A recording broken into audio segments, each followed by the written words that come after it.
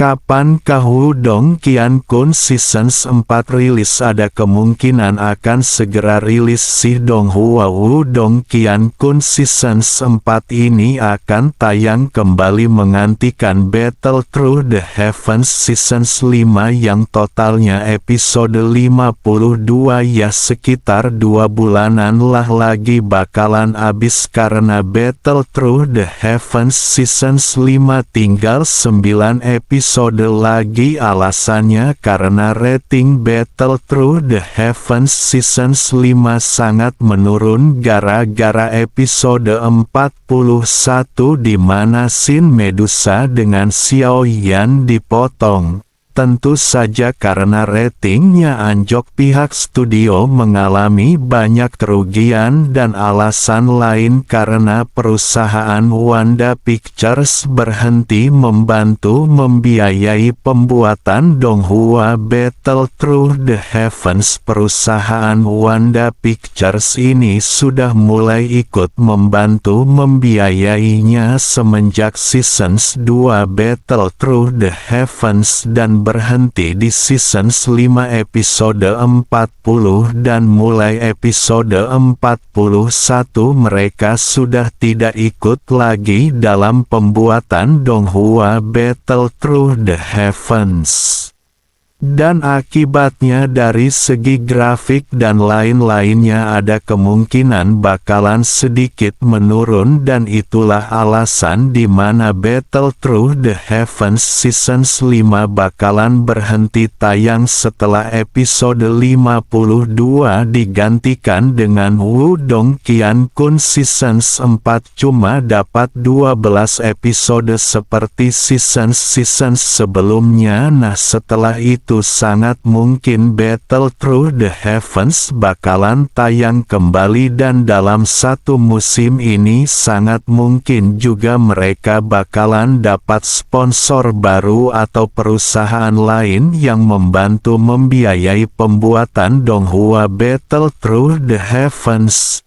Di sini mungkin ada yang gak tahu, di China dalam 1 tahun ada 4 musim, dan itu adalah musim semi atau spring, musim panas atau summer, musim gugur atau fall, dan musim dingin atau winter, dan 1 musim artinya 3 bulan. Itu saja. Kita lanjut lagi bahas Wudong Qiankun Season 4. Di sini pastinya Lindong berhasil mendapatkan simbol leluhur pelahap dan menyerapnya. Disinilah penampilan Lindong bakalan sedikit berubah, di mana rambutnya menjadi panjang seperti Xiao Yan di Battle Through the Heavens, dan Lindong pun di sini bakalan menghancurkan sekte boneka dan membunuh ketuanya si Teng Sa, dan dia bakalan mendapatkan sebuah boneka darah spiritual kelas atas yang dimana kekuatannya setara dengan ahli bela diri tahap nirvana. Di Season 4 ini juga bakalan menghadirkan pertarungan antara Lindong dengan Lin Lantian, di mana mereka bertarung dengan sengit dan mereka berdua mengeluarkan sebuah jurus terkuat mereka, namun dihentikan oleh ketua klan Lin Fan.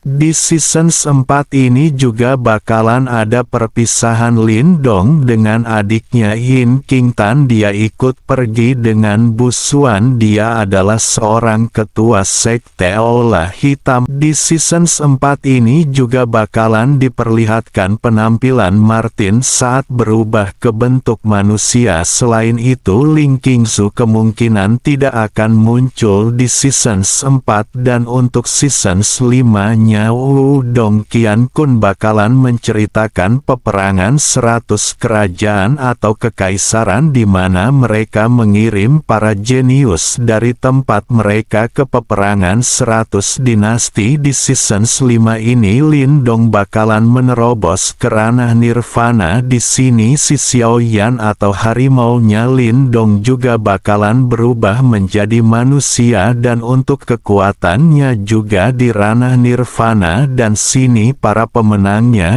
nantinya bakalan direkrut untuk menjadi murid dari sekte super atau sekte terkuat di benua Suan ini. Di season 5 ini kemungkinan Ling Qingzu bakalan muncul karena dia sudah menjadi murid dari sekte Nine Heavens Supreme Purity Palace atau sekte istana kemurnian tertinggi 9 surga, dan sini Lindong bakalan bergabung dengan sekte Dao. Dan untuk season 6 Wudong Qiankun bakalan membahas tentang persaingan para sekte-sekte super itu. Si Lindong ini demi menjadi orang terkuat dia mengumpulkan simbol leluhur, sedangkan Xiao Yan demi menjadi terkuat mengumpulkan api surgawi. Dua Donghua ini cukup berhubungan sih karena yang bikin novelnya ada orang yang sama. Nah, apa itu simbol leluhur? Mungkin di sini ada yang belum tahu. Simbol leluhur adalah salah satu benda paling kuat di dunia dan memiliki roh simbol. Seperti tidak dibuat oleh manusia tetapi diringkas oleh hukum langit dan bumi. Setiap simbol leluhur memiliki kekuatan untuk membuka langit. Orang yang memiliki simbol leluhur akan menjadi eksistensi terkuat di langit dan bumi. Kebanyakan master simbol biasa tidak akan bisa mengukir bentuknya. Siapapun yang mendapatkan simbol leluhur ini pasti akan menjadi sosok legendaris di dunia. Saat ini ada total 8 simbol leluhur. Orang yang mengumpulkan mereka semua akan disebut leluhur. Simbol mereka adalah harta surgawi dan mereka memiliki kekuatan untuk melindungi alam semesta. Untuk menggunakan simbol leluhur, seseorang harus mendapatkan persetujuannya terlebih dahulu. Seseorang tidak hanya membutuhkan kekuatan untuk mendapatkan persetujuan dari simbol leluhur. Di antara 8 simbol leluhur pemakan adalah yang paling misterius. Oleh karena itu, akan semakin sulit untuk mendapatkan persetujuannya dan Anda harus siap secara mental. Jika seseorang dapat melihat jiwa simbol, itu berarti seseorang telah berhasil mendapatkan persetujuannya. Esensi simbol leluhur hanya dapat diekstraksi menggunakan simbol leluhur lain, bila tidak memiliki pemilik. Namun secara keseluruhan, kehilangan sebagian kecil tidak dianggap sebagai kelemahan utama ketika simbol leluhur diaktifkan secara maksimal. Dimungkinkan untuk memanggil roh simbol leluhur. Kekuatan seperti itu cukup untuk menghancurkan dunia. Hanya mereka yang telah memperoleh penguasaan maksimum atas simbol leluhur yang masih memiliki kekuatannya setelah memutuskan hubungan mereka dengan simbol leluhur. Meskipun simbol leluhur telah mengalami banyak pemilik luar biasa setelahnya, sangat jarang menemukan seseorang yang telah mencapai level master kuno sejarah. Dikabarkan bahwa ketika 8 simbol leluhur besar lahir pada zaman kuno, simbol leluhur kematian kehidupan adalah yang terakhir muncul. Karena kecil dan lemah, simbol leluhur pelahap menelannya ke dalam tubuhnya dan memberinya energi. Hanya setelah simbol leluhur kematian kehidupan tumbuh, barulah ia meninggalkan simbol leluhur pelahap. Adapun inilah nama-nama simbol leluhur. 1. Devouring Ancestral. Simbol-simbol leluhur pelahap mampu melahap segalanya menjadi ketiadaan dan menyerap berbagai jenis energi dan mengubahnya untuk penggunanya. Itu terletak di tablet kuno Great Wastelens. Namun itu diambil oleh pemimpin sekte dari Ghastly Puppet Cult 3 tahun lalu. Area tempatnya berada dilindungi oleh Nine Underworld Cult Key dan bakalan didapatkan sama Lindong. 2. Blazing Ancestral Symbol. Suatu ketika seorang praktisi yang kuat ingin mendapatkan persetujuan dari simbol leluhur yang membara. Namun, akhirnya, dia terbakar habis oleh 1000 api surgawi yang dipanggil oleh simbol leluhur yang membara ini memberi pengguna penguasaan penuh atas elemen api. Saat ini dalam kepemilikan Moluo. 3. Darkness Ancestral Symbol. Saat ini dimiliki oleh Istana Kegelapan sebagai warisan sekte. Dengan itu, Istana Kegelapan telah berdiri kokoh di wilayah Suan Utara selama ribuan tahun. Ini memberi pengguna kemampuan untuk menimbulkan korosi, menekan, dan menghancurkan, dan nantinya bakalan dimiliki oleh adiknya Lindong Lin King Tan. 4. Chaos Ancestral Symbol. Simbol leluhur kekacauan. Ini memberi pengguna kekuatan fisik tambahan. Dimiliki oleh Chaos Master, kemudian digunakan oleh Xiao Yan, harimau Lindong yang berubah ke bentuk manusia.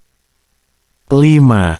Thunderbolt Ancestral Symbol. Simbol leluhur petir, memberikan kendali atas semua petir dan guntur. Setelah mendapatkannya, Lindong dapat dengan mudah menghilangkan semua Wind Lightning Tribulation miliknya. Namun untuk mendapatkan pengakuannya, pengguna harus selamat dari sambaran petir ratusan ribu kali. 6. Life Death Ancestral Symbol. Mu Lingshan tidak seperti orang lain yang tidak memiliki simbol leluhur. Dia adalah simbol leluhur kehidupan kematian. Simbol leluhur kehidupan kematian memungkinkan pemiliknya untuk mengendalikan hidup dan mati, pada dasarnya menjadi abadi dan abadi. Itu juga disebut simbol yang tidak akan pernah bisa dihancurkan. 7. Ice Ancestral Symbol. Simbol leluhur es, memberikan penguasaan atas es, dimiliki oleh Ying Huan Huan. 8. Spatial Ancestral Symbol. Simbol leluhur spasial, dimiliki oleh murid sekte Dao, Zhou Tong. Dia meneruskannya ke Lindong setelah diselamatkan. Memberikan teleportasi instan, perpindahan anggota tubuh dan diri, kehadiran sebagian di mana-mana. Mata simbol leluhur. Mata simbol leluhur hanya akan muncul setelah pemilik simbol leluhur menjalin hubungan yang sangat dekat dengannya. Sejak awal, hanya beberapa individu yang berhasil mengaktifkan mata simbol leluhur. Saat muncul, di antara alis Anda akan berkilauan dengan kekuatan simbol leluhur. Semua simbol leluhur nantinya bakalan didapatkan oleh Lindong. Segini dululah pembahasannya, jangan lupa subscribe dan like-nya, makasih.